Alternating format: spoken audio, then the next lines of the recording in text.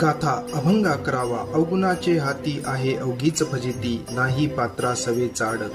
प्रमाण ते फिके गोड, विष तांब्या वाटी, भरली लावू नये होती.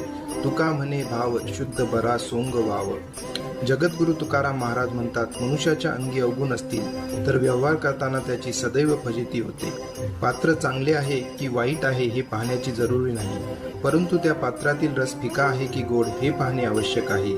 तांब्याच्या वाटीत विष भरलेले असेल तर केवळ वाटी पवित्र म्हणून ते पिऊ नये. जगद्गुरु तुकाराम महाराज म्हणतात, अंतकरणातील शुद्ध भाव महत्वाचा आहे, वरच्या सोंगाला फार काही महत्व नाही.